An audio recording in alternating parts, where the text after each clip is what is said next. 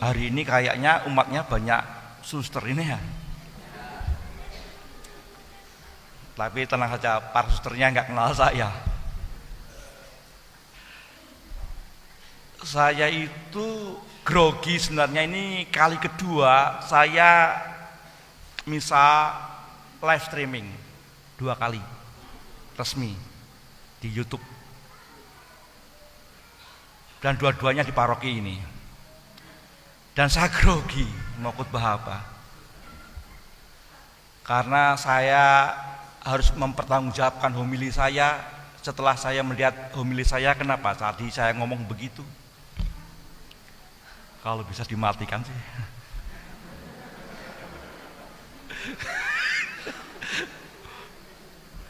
Karena bahan hari ini cukup berat.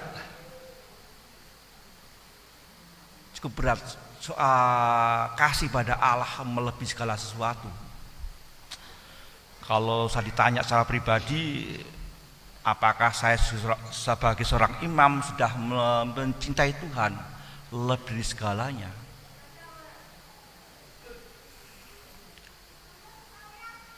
Mungkin Anda pernah mendengar sebuah kisah-kisah seperti ini. Si A mau jadi Katolik. Dia siap meninggalkan orang tuanya, siap tidak diakui sebagai anaknya, siap tidak dapat warisan dari keturunannya karena menjadi Katolik. Tetapi dia tidak rela, tidak tega melihat orang tuanya, saudara-saudarinya dihukum secara komunal. Takut kalau saudaranya atau ibunya wafat nggak ada yang melayat. Takut kalau saudaranya punya kesulitan, tetangga tidak ada yang membantu. Sehingga mungkin secara pribadi dia siap kalau dia wafat tidak ada yang melayat. Dia siap kalau punya kesulitan secara ekonomi, saudaranya tidak mau membantu. Tetapi belum tentu dia siap kalau keluarganya, orang tuanya juga diperlakukan seperti itu.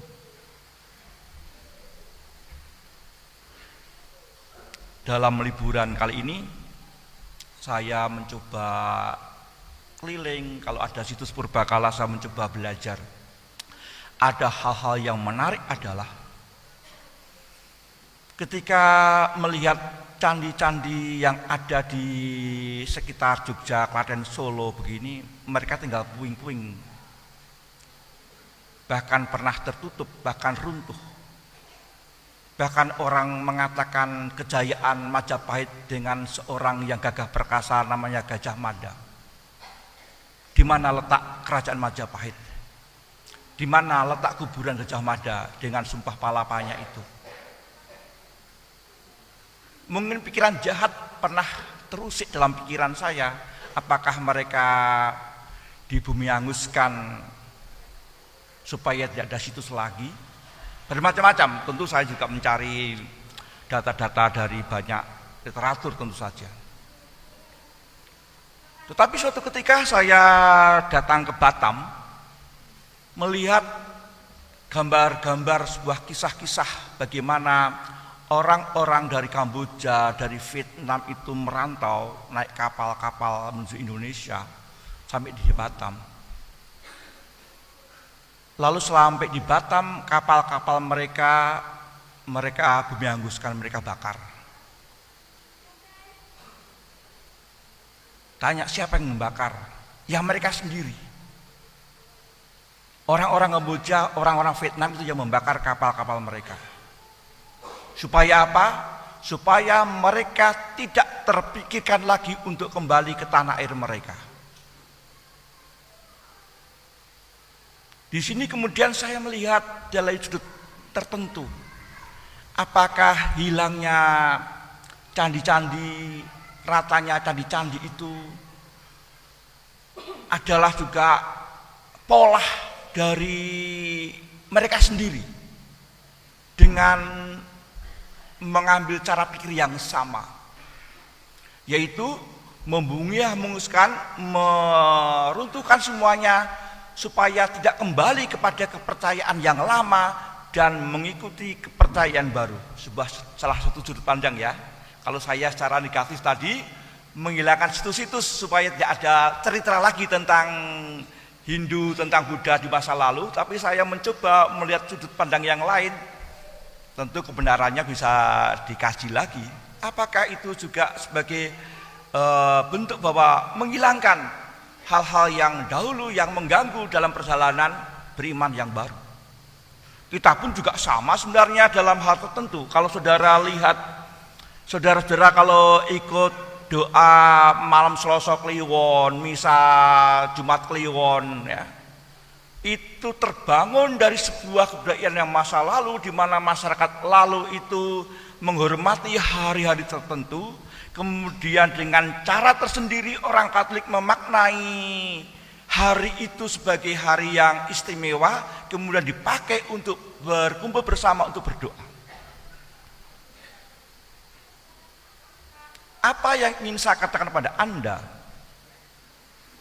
Kita semua mempunyai masa lalu, baik itu kegagalan maupun juga keberhasilan, kekecewaan maupun kebahagiaan. Tapi pertanyaannya adalah apakah kita mampu mencintai Allah lebih daripada itu? Seorang penafsir mengajak saya untuk mengatakan hal ini. Ajaran kita, Allah adalah kasih,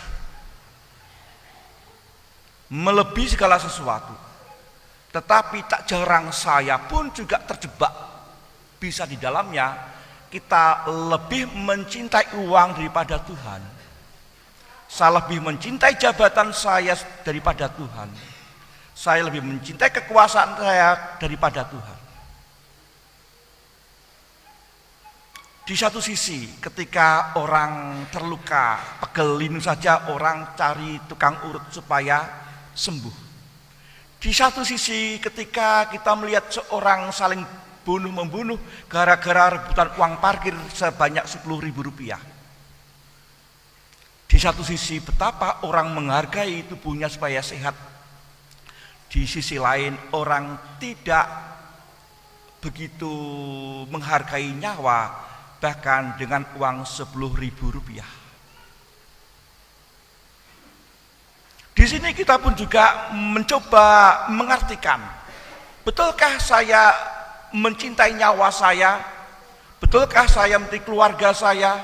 Sejauh apa? Apakah Tuhan lebih daripada itu? Ketika saya masuk lihat para suster, mungkin di sana ada frater kali, ya. Apakah para suster, pastor seperti saya ini sudah mencintai Tuhan lebih dari segalanya? Apakah lebih mencintai keluarganya daripada panggilannya? Saudara pun mampu melihat lebih tajam daripada mata burung elang. Dan pada saat itulah orang pun juga mencoba bertanya, sejauh mana saya mencintai Tuhan. Mungkin orang bertanya lagi. Tuhan mengatakan, kalau kamu tidak mencintai aku lebih dari segala sesuatu, bahkan ketika engkau mencintai orang tuamu melebihi daripada aku, kamu enggak layak bagiku. Dalam kalimat ini kita pun bisa berdiri merenungkan. Apakah kita diminta untuk membenci orang tua? Tidak. Kalimatnya dipahami secara utuh. Barang siapa mencintai orang tua, ayah, ibu, saudaranya lebih daripada aku. Kalimat ini direnungkan baik-baik. Apakah ketika kita mencintai Tuhan itu tidak mencintai orang tua? Mencintai Tuhan pasti mencintai orang tua kita. Mencintai Tuhan berarti mencintai saudara kita. Mencintai Tuhan berarti juga mencintai nyawa kita. Tetapi mencintai orang tua, mencintai saudara, mencintai nyawa belum tentu mencintai Tuhan. Dalam seluruh ajarannya, walaupun Tuhan mengatakan kalimat ini, perlu penafsiran lebih tajam lagi.